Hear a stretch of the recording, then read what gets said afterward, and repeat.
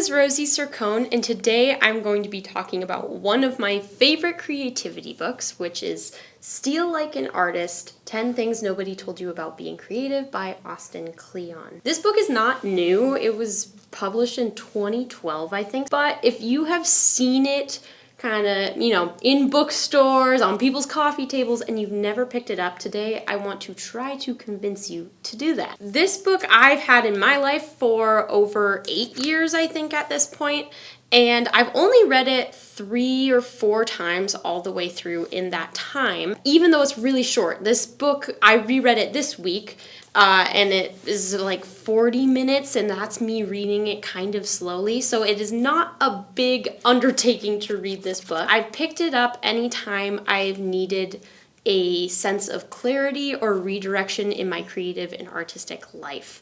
And I think it's awesome to have tools like this where you're not using it every single day, but you use it when you need to check in and realign yourself. This book is separated into 10 different sections, like 10 different points about creativity that Austin Kleon wants to make.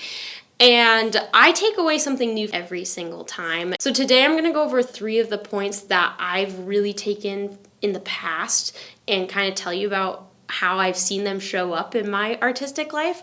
And then I'm going to tell you 3 points that stuck out to me this time while rereading it.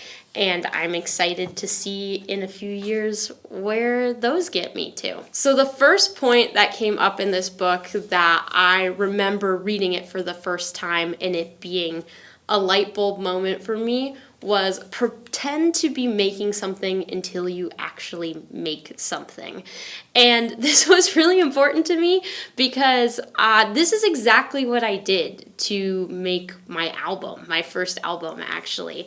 I just told people that I was going to make an album and I didn't really know how to. I kind of knew like basic mixing and recording, but definitely like not super savvy in all of like the multi-tracking and stuff needed, and I just kind of pretended to start making an album until I had an album to release. So it was really cool to see that in this book and be like, oh my gosh, this was one of the places that really told me it was okay to just like pretend to create until you had something. The second thing that popped out to me that I realized was really important to me through the last couple years and definitely was sparked by this book is this quote from Gary Panter, who is a comic artist, I believe. Basically, the quote says, if you rip off one person, people will say you're the next so-and-so. But if you rip off 100 people, everyone will say that you are so original. That could simply not be more true. And we talk about this a lot in music of having a lot of influences and just like mashing them together. It came up a lot in especially like my jazz classes and my jazz studies in music. Sometimes I get stuck into thinking that I can't let other people's voices in to have my own voice.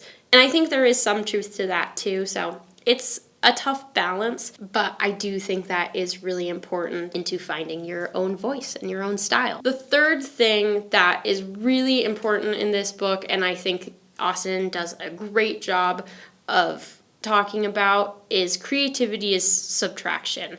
This is his 10th point in the book, talking about using constraints in your art and how when we have every option available to us, that absolutely kills creativity, because how do you possibly decide between a million paths? How do you do that? Whereas choosing between 2 paths is a lot simpler. There's a lot less decision fatigue in that. Another lovely quote, this is another thing I love about this book, is that it's not just Austin Kleon saying, here are my ideas, these are all my original ideas. He's very clear about the fact that he's taken ideas from so many people and he quotes and credits so many amazing artists. He has a really lovely quote from Jack White about this idea of giving yourself constraints.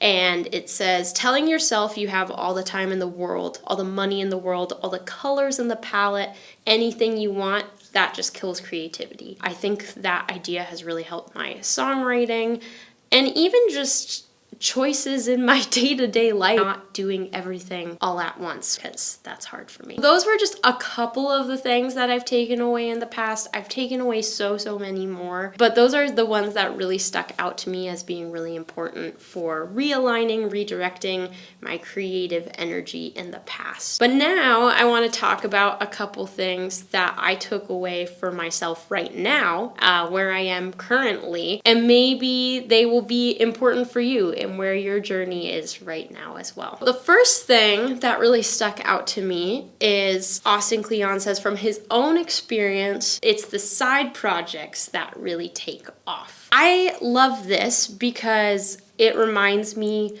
that I don't have to just niche down into one creative track, because I feel like that's what the whole world is constantly telling me to do, and maybe you feel the same way, and that it's actually really important to have different things to pull from, because that's what makes you a unique artist, right? If we're only on one single track, chances are other people have been in that single track before, right? If it's really clear what it is.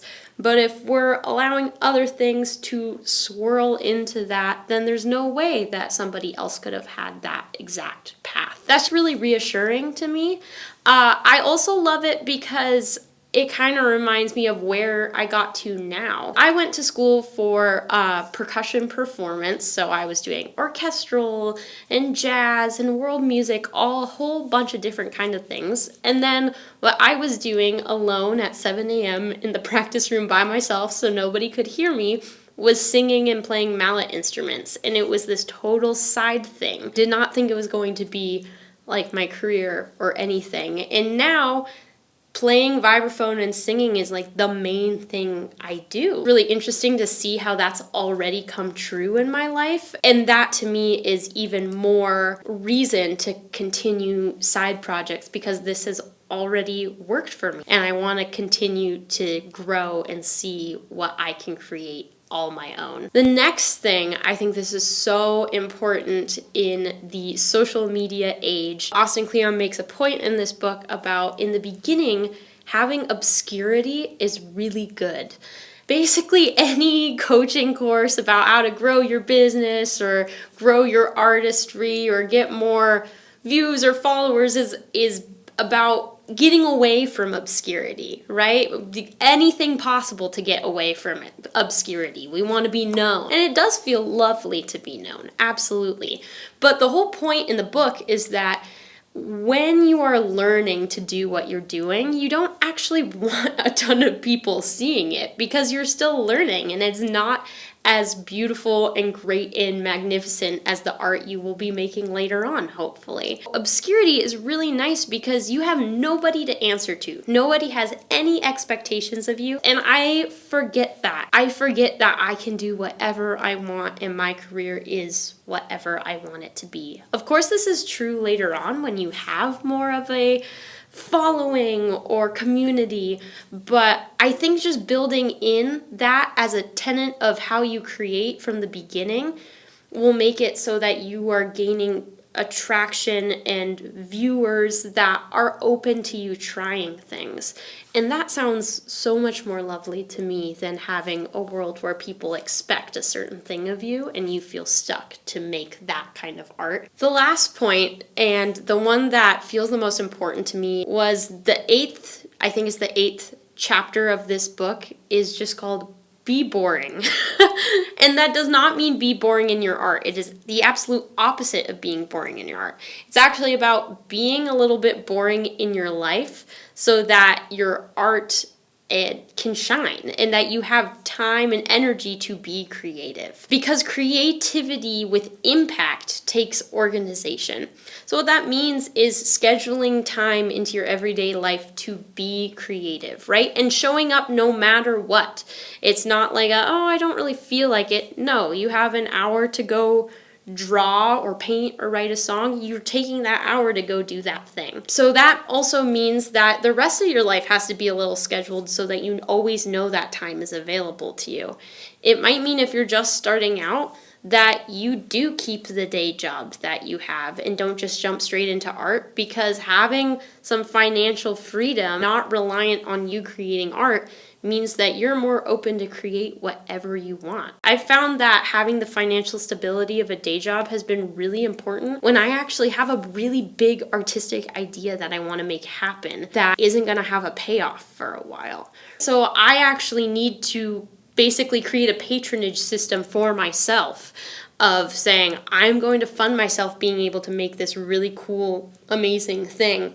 And maybe someday that cool, amazing thing will make money of its own. And that's awesome. But right now, I don't have that ability. And that's okay. Having somebody write in a book, gigantic letters, be boring, it's okay. Have a calendar. Stay organized. Money is important to survive in our society. It just makes me feel so comforted and like I'm not doing it wrong. And I always fall into this trap that being an artist and being a creative led person means that I need to be creating all the time. And that's just not true for anybody's life. Like, lots of life is a little boring. That doesn't mean you can't find joy in the boringness. That's something that I want to continue to infuse into my own life. So those are all of my thoughts that I've seen take shape in the past, the ones that I am really going to be thinking about for the future. Again, if you have not read this book, it is such a short read. It's a cheap book. I think it's like $12. It's amazing. I haven't read the other ones by Austin Kleon, but I've really wanted to. So if you enjoyed this and you would like to see me kind of review or talk about those other books of his, I would be so happy to do that. Literally, as I'm filming that last clip, the battery dies again. Still working on this whole YouTuber thing. But thank you so much for watching. I enjoyed making this video. I hope you enjoyed it too. If you've read the book, please give me your thoughts on it. I'd love to hear it and chat with you in the comments about it. And have a great day. I'll see you next week.